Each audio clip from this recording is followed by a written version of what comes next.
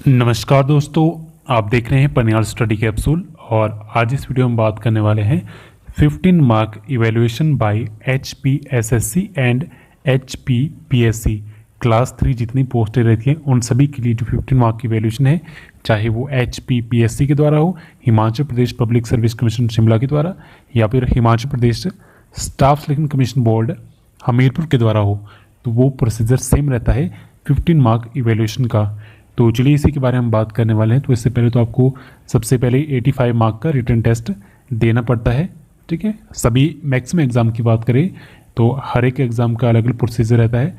उसके बाद जब आप रिटन एग्ज़ाम पास कर लेते हो उसके बाद आप इवैल्यूएशन के लिए एंटर करते हो और इवैल्यूएशन के लिए आपको अलग अलग डॉक्यूमेंट्स लाने पड़ते हैं। उन डॉक्यूमेंट्स के बारे में हम इस वीडियो में बात करने वाले हैं। तो चलिए सबसे पहले बात करते हैं फर्स्ट पॉइंट पे। तो सबसे पहले पॉइंट पे आपको मिलते हैं 2.5 मार्क्स और ये जो मार्क्स है ये डिपेंड करता है आपकी क्वालिफ़िकेशन के ऊपर। जो क्वालिफ़िकेशन RNP के हिसाब से एडवर्टाइजमेंट में मांगी गई है उस क्वालिफ़िकेशन के बेसिस पे आपको 2.5 मार्क्स दिए जाते हैं। इन केस मान लेते हैं कि आपकी परसेंटेज 50% है तो आपको सिंपल क्या करना है, जितनी भी आपकी परसेंटेज है क्वालिफ़िकेशन के बेसिस पे, चाहे आपके पास डिप्लोमा है या फिर डिग्री है, आपको डायरेक्टली क्या करना है उस परसेंटेज को मल्टीप्लाई करना है 0.025 से। तो जितने आपके मार्क्स बनेंगे 2.5 मार्क्स से वो आपको मार्क्स दिए जाएंगे। इन केस अगर आपके पास डिप्लोमा या फिर डिग्री का सर्टिफिकेट नहीं है तो उस केस में आप अपनी जितनी भी DMC रहती है हर एक सेमेस्टर की, आप बोर्ड में वो ले जा सकते हो, तो वो भी मान्य होती है, ठीक है। तो नेक्स्ट बात करते हैं सेकंड पॉइंट की। इन केस अगर आप बिलोंग करते हो बैकवर्ड एरिया को या फिर बैकवर्ड पंचायत को तो उस केसेस में भी आपको 1 मार्क दिया जाता है। तो जो भी आपके पास डॉक्यूमेंट है वो आप कमीशन के सामने पेश कर सकते हो, जो नहीं है तो कोई बात नहीं। नेक्स्ट बात करते हैं। नेक्स्ट, इन केस आपके पास अगर लैंड कम है 1 हेक्टेयर से अगर आपके पास लैंड कम है तो उस केसेस में भी आपको 1 मार्क दिया जाता है, ठीक है। और ये कंसर्न होने चाहिए या तो SDO के द्वारा या तहसीलदार या फिर नायब तहसीलदार के द्वारा, ठीक है। तो ये बात होगी, पहले होगी फर्स्ट पॉइंट पे 2.5 मार्क्स की, उसके बाद सेकंड पॉइंट पे 1 मार्क जो दिया जाएगा बैकवर्ड एरिया और पंचायत के बेसिस पे। फर्स्ट मार्क आपको दिया जाता है क्वालिफिकेशन के बेसिस पे और थर्ड आपके पास है लैंडलेस फैमिली के बेसिस पे। तो चलिए नेक्स्ट बात करते हैं। नेक्स्ट हमारे पास कौन कौन से पैरामीटर है डॉक्यूमेंटेशन में। नेक्स्ट बात करते हैं पॉइंट 4 की। तो पॉइंट 4 क्या है? Non employment certificate. In case अगर आपकी फैमिली से कोई भी गवर्नमेंट एम्प्लॉय नहीं है या फिर सेमी गवर्नमेंट एम्प्लॉय नहीं है तो उस केस में भी आपको 1 मार्क दिया जाता है। और ये भी जो सर्टिफिकेट आपको बनाना है ये किससे बनाना है? SDO तहसीलदार या फिर नायब तहसीलदार से या फिर पंचायत सेक्रेटरी और सहायक से जो कंसर्न हो आपके पंचायत प्रधान या फिर उप प्रधान से। नेक्स्ट, इन केस अगर आप डिफरेंशियली एबल पर्सन हो तो उस केस में भी आपके पास सर्टिफिकेट होगा तो उस केस में भी आपको 1 मार्क दिया जाता है। नेक्स्ट पॉइंट 6, अगर आपने स्कूल या फिर कॉलेज टाइम में कभी NSS या NCC ज्वाइन की थी तो उस केस में भी आपको 1 मार्क दिया जाएगा। और इन केस आप मेडल विनर हो नेशनल लेवल किसी स्पोर्ट्स में तो उस केस में भी 1 मार्क दिया जाएगा। अगर इनमें से आपके पास कोई भी सर्टिफिकेट है तो आप कमीशन के पास पेश कर सकते हो अपने इवैल्यूएशन के टाइम पे। तो बात करते हैं पॉइंट नंबर 7 की।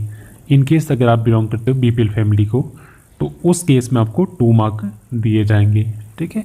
तो आपके पास सिंपल BPL सर्टिफिकेट रहेगा तो आप उसको पेश कर सकते हो। अब कुछ केसेस में क्या होता है इसमें कि कोई कैंडिडेट है जो बिलोंग करता है BPL फैमिली को, जब उसने अप्लाई करा था किसी भी पोस्ट के लिए और बाय द वे क्या हो जाता है उसमें जो एग्ज़ाम है वो काफ़ी लेट हो जाता है और उसी दौरान क्या होता है उसे BPL फैमिली से काट दिया जाता है। तो उस केस में क्या होगा, जैसे कि आप सभी लोग जानते हैं कि जो BPL का सर्टिफिकेट रहता है उसकी जो डेट रहती है वैलिडिटी उसकी रहती है 6 मंथ की। तो इन केस अगर आपकी जो वैलिडिटी है वो 6 मंथ लाई कर रही है जब आपकी इवैल्यूएशन हो रही है, ठीक है, तो वो सर्टिफिकेट चल पड़ेगा।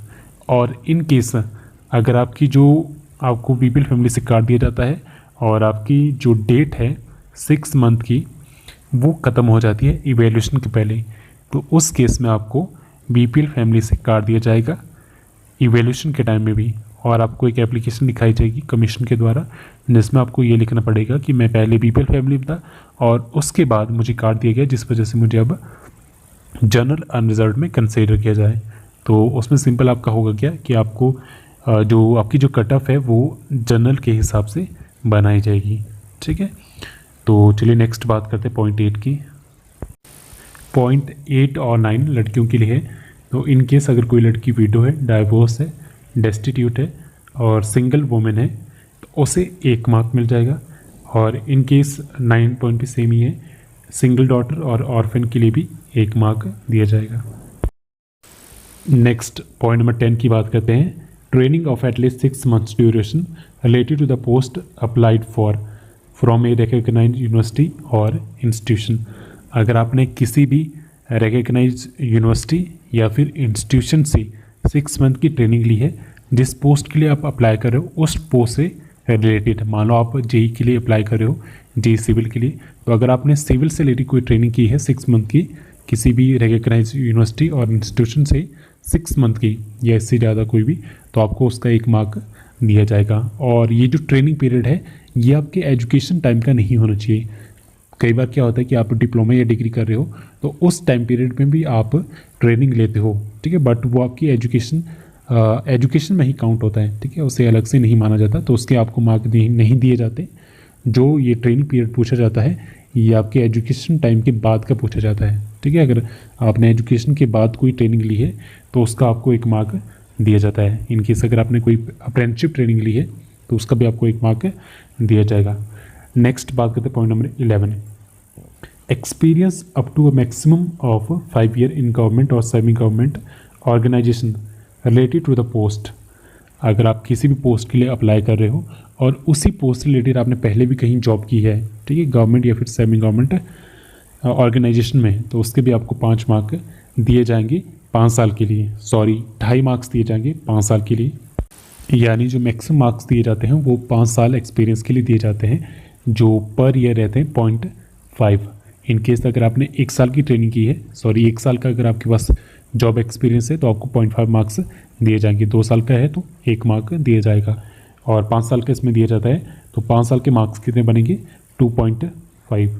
तो ये थे टोटल 11 पॉइंट जिस पे अलग अलग डॉक्यूमेंट्स बताए गए थे आपके 15 मार्क की इवैल्यूएशन के लिए, जो आपको प्रेजेंट करने पड़ते हैं जब आपकी फाइनल इवैल्यूएशन कंडक्ट की जाती है बोर्ड के द्वारा, चाहे वो HPSSC हो या फिर HPPSC शिमला हो, ठीक है। क्लास 3 पोस्टर के लिए ये कंडक्ट किया जाता है। इसके बाद मैं अलग से वीडियो बनाऊंगा क्लास 4 के लिए, जिसमें आपकी PN, जूनियर हेल्पर, टीममेट, अलग अलग पोस्टें आती है, तो उनका जो 15 मार्क की इवैल्यूएशन होता है वो अलग से रहता है। जैसे इसकी बात करें क्लास 3 में, इसमें आपके JE आ जाते हैं, क्लर्क आ जाते हैं, जो आ जाते हैं, ठीक है, SI आ जाते हैं, अलाइड की पोस्टें रहती है, तो उसके लिए भी सेम प्रोसीजर रहता है। तो आज के लिए फ़िलहाल इतना ही। सो इसी के साथ थैंक यू सो मच। अगर आपको कोई डाउट हो तो आप कमेंट बॉक्स में कमेंट करके बता सकते हो। So thank you so much.